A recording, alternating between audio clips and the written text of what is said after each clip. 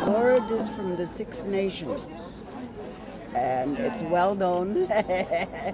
It's in the media constantly.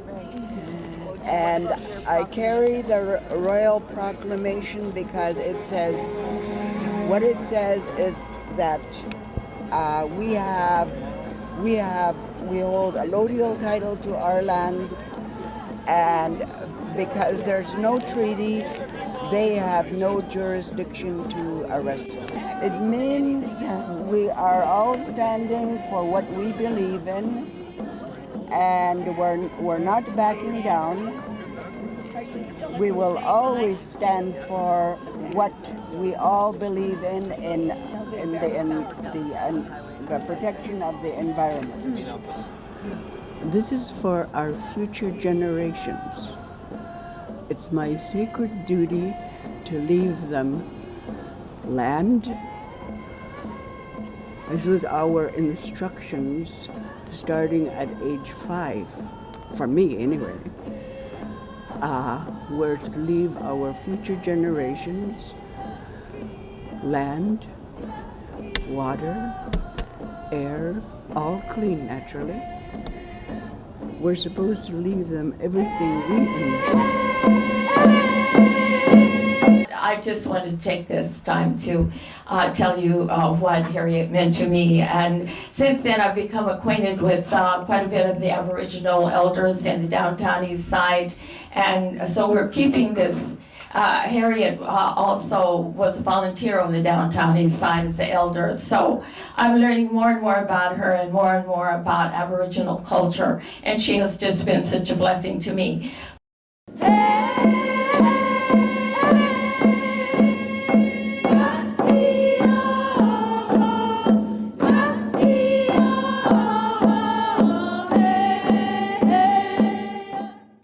I have been transferred from in the Burnaby Correctional Center for Women. I've been transferred from the maximum security part of the prison, where I've been for 4 months, over to what's called the Open Living Unit, and that's the name of this book. And the dogs are trained to sniff out drugs. When one or more arrive with their keepers, there is an immediate and authoritative call over the intercoms.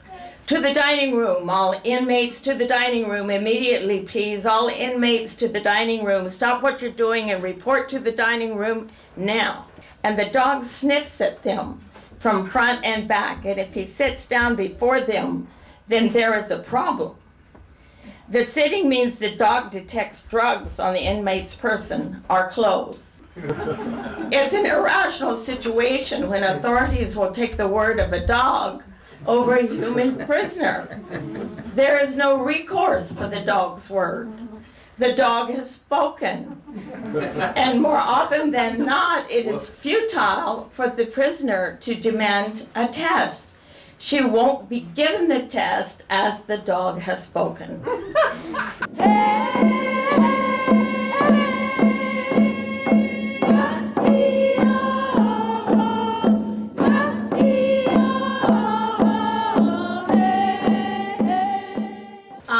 A thing that I got acquainted with in prison that I hadn't known before was the Aboriginal healing circles. And I found that these healing circles came to me and mean a lot to me. I've never quite seen anybody like Mary before.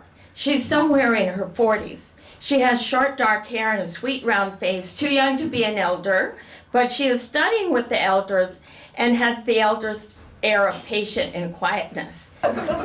She treats me as she does the Native women, even though I am often the only non-Native woman attending the healing circle. The smudge is just beginning as I slip into the circle and everyone stands.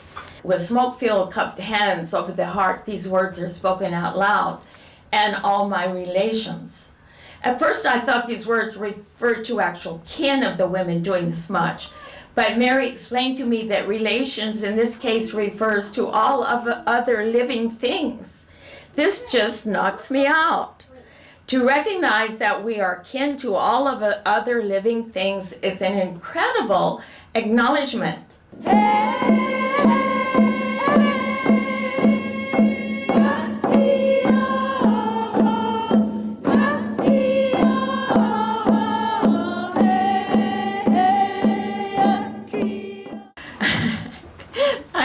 incident with a very nice art therapist teacher at Burnaby Open Living Unit.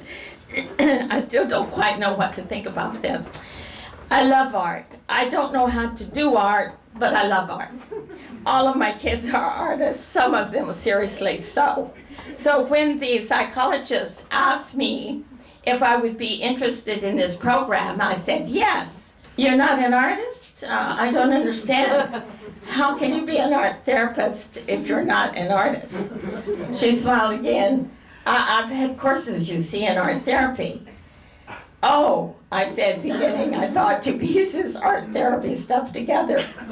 So you're a therapist who has learned to incorporate art into your therapy, I said. Her smile faded.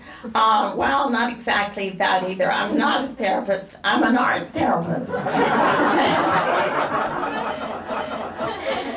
I looked from her to the brightly lit desk glowing in the semi-dark and back to her again.